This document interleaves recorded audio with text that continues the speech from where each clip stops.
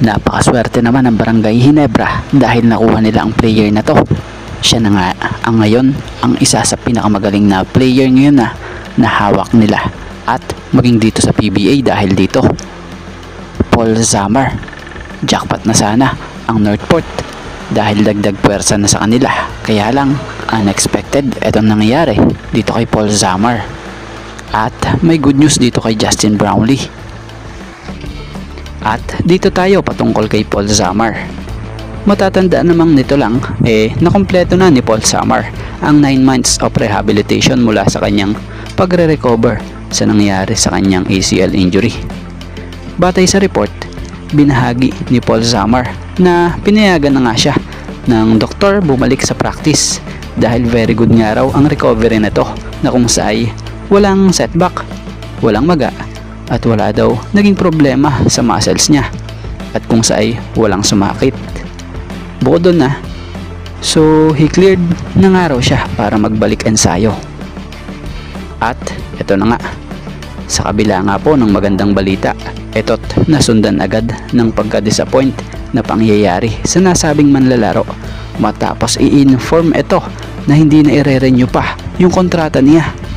So sinabihan daw siya na hindi na i-renew ang kontrata niya. So matatandaan namang Northport ang may hawak kay Paul Zamar. So ito na sana yung comeback niya. Kaya lang sa kasamaang palad, yung good news nasundan agad ng bad news. So sayang din kung tutuusin ang talent ng player na ito. Napakahusay pa naman itong point guard. Mahusay na scorer, good passer at higit sa lahat sobrang eksperyensado na rin talaga sa basketball. At dito tayo about sa naging update kay Justin Brownlee. So magandang balita, according to Coach Tim Cone, ang Ginebra and Gilas Pilipinas head coach, na ayon sa kanya or dito, okay na nga raw po ang daliri sa hinlalaki nitong si Justin Brownlee. Wala na nga raw problema na igagalaw na nga raw ni Justin Brownlee ang kamay nito sa hinlalaki na na-injured nga noong second game ng PBA Commissioner's Cup Finals. So yun, he's good to go on August nga araw ayon kay Coach Tim, na kung sa sa buwan ng Agosto na kung sa doon gaganapin nga ang FIBA Asia Cup sa lugar ng Jeddah, Saudi Arabia.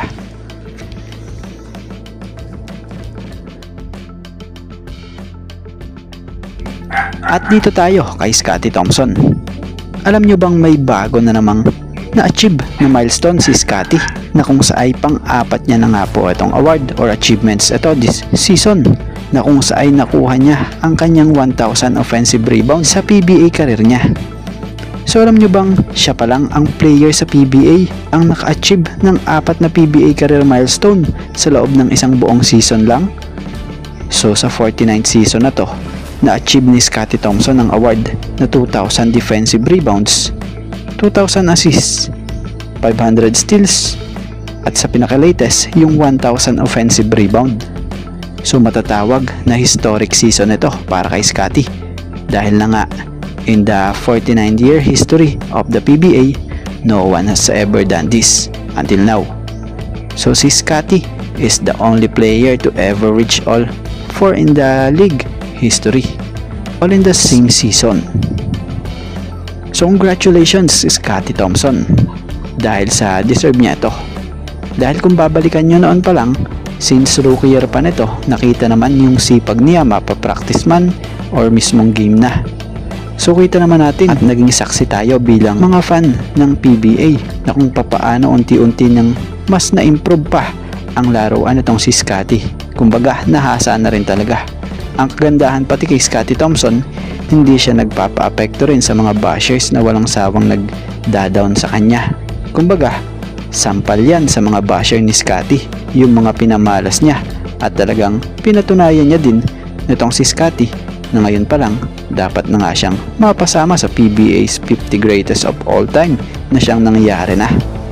So history talaga etong ginawa niyang ito, kaya mga bashers, iyak na lang ulit kayo.